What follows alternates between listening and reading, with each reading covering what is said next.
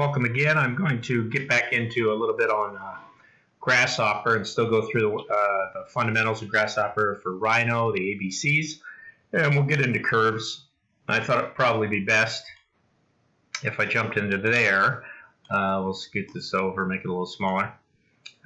Just have a few things to look at. It's not too exciting here, but looking into the curves tools, we're going to jump into primitives first, just get everything up and running.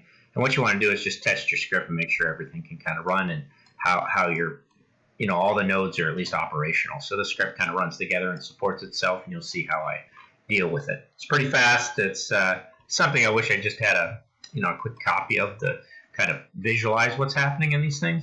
But we'll put it on here so whatever I'm clicking is kind of popping up. So I've just set up a populate 2D, which is pretty simple. It's something we looked at earlier in vectors under grids. Actually, it should be under grids right here, populate 2D. And we're going to basically fly through all of these nodes and see if we can make them work. So fit line's pretty simple. Just grab those grids and apply a fit line from those points, no problem. Then I took a list item, and the list item has a, if I just choose the index I plus 1, I plus 2, then you get 3 points out of that grid. And if you ever wanted to see that differently, you get different points as you go. So whatever you pull, it's just a good way to get at some points. We're going to build a line first. That's pretty simple. Next thing, we're going to want to build a line between two planes. So what I did was I pulled out an X vector and a Z vector, and I built a plane, which is not so easy to see in this direction. And in this direction, you'd have to look a little bit in perspective view to get a sense of that. This plane and this plane. And basically, between the two of them, we've got a line that's going to build that line two plane. So pretty simple. We'll go back to top view. Most of the stuff we do, I think we can look at top view. Next thing is a line 4 point, not too hard. So you're going to have a line, which I'm going to pull out of this plane.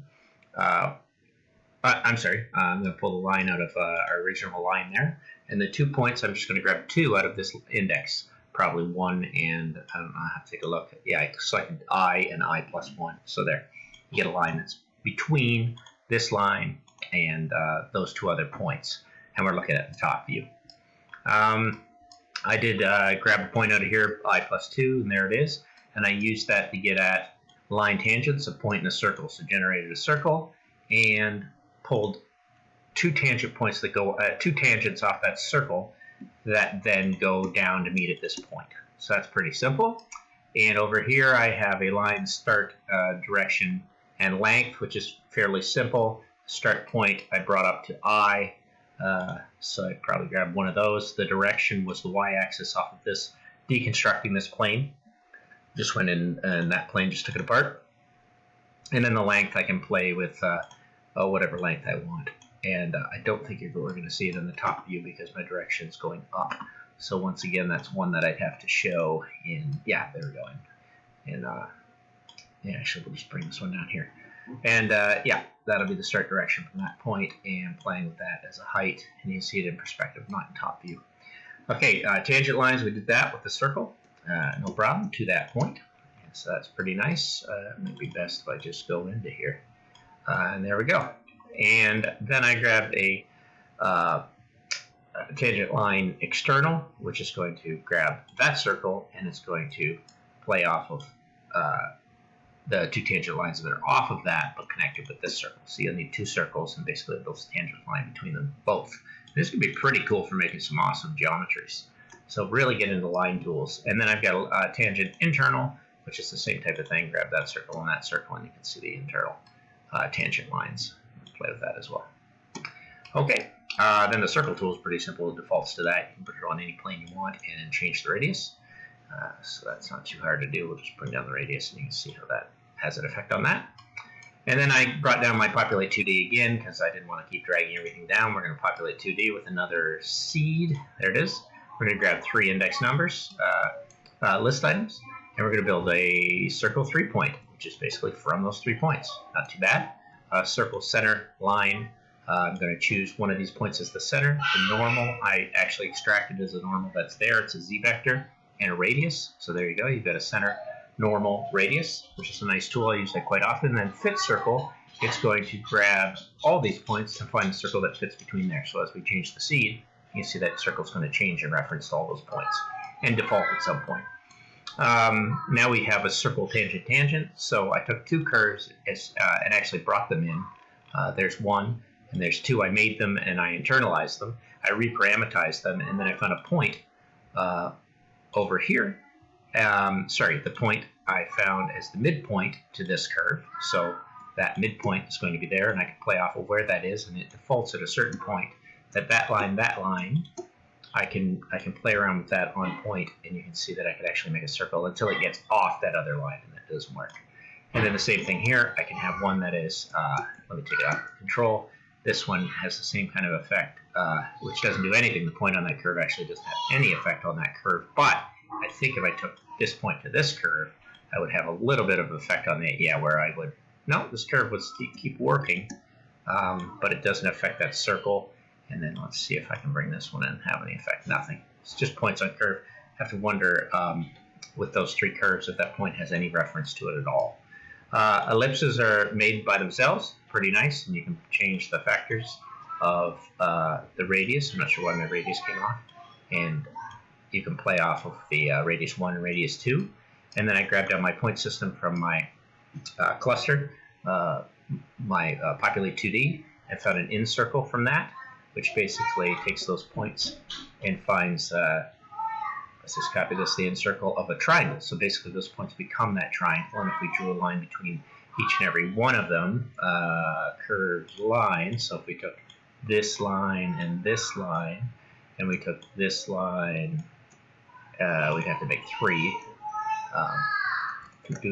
So basically you make a triangle from those 2 points, this line, and this line, and this line, this line. Should be good to see 1, 2, 3, and that circle falls directly inside there. And you can do a similar thing with the ellipse. Will fall inside a triangle, which is nice. Control, take that one off, so you're finding out how to control that. And the arc is a tool that defaults and makes its own. But in making the arc, you can also make an arc 3-point. So we're going in and finding these 3 points and generating the arc that touches on those 3 points. And it stops short of closing off with a circle. We have an arc SED, which is start and direction. And those start and directions are happening from these points as well. And the direction I made from a vector that came off of one of these points and moved towards the circle, I believe, point 1 and 2. Or actually, I just did it. I just pulled the vector from those points and then made that as the direction on this one. So I can actually come up with that. I'll just leave, and there it is. Yeah, it's not too exciting tutorial. Once again, grab 3 points that are populated. Actually, it looks like we have 4. Yeah, I generated 4 for some reason. Because I needed a by arc, which needed a start point and a, this is pretty cool. It needs a start point, a start tangent, an end point, and an end tangent, and a ratio. Ratio is set at 0.5, but you can see how you can change this by just playing off of these curves. It's kind of nice to get a pretty cool shape from these points. And if you switch them up, you end up getting these different kind of wonderful curves just from a few points. And there they are, that section, and that section. So you've got the first arc, the second arc, and the bi arc.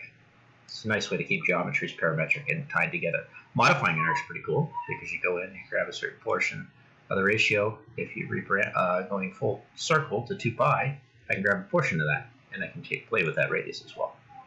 So I can modify an existing arc. That's a very nice one to use.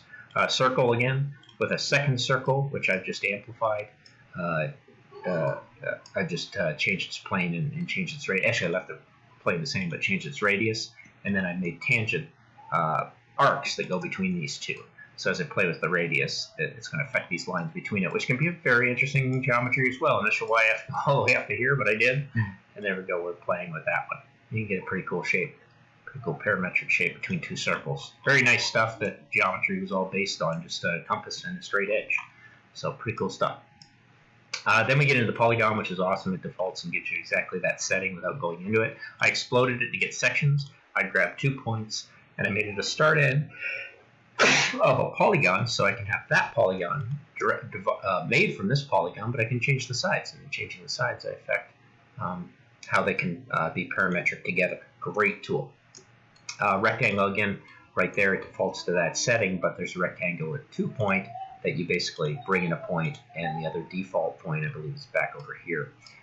And I just extracted those 2 points, and from the plane that was Z, you end up with that rectangle. Easy way to make it. And then I have a rectangle 3 point, which I've grabbed my list items out of that seeded list, so without having to run up there again, I'll just populate 2D, grab that list, and obviously I'm just going to grab the first 3 in there, and as I change that seed, that could be a pretty cool tool as to what the 1, 2, 3 points are. You end up with changing rectangles pretty fast and furiously. So that's it. It's a nice little beginning, getting through the curve tools under primitives. We're probably going to jump into splines and how to make them, and then into division, then into analysis and utilities, and I'll do it in that order. So there's a little running program for 10 minutes, something to look through. Make sure you can get the script. I'll put it on GitHub. You have it to play with, and get making geometries from here and start inventing things, micro and macro. Thanks again.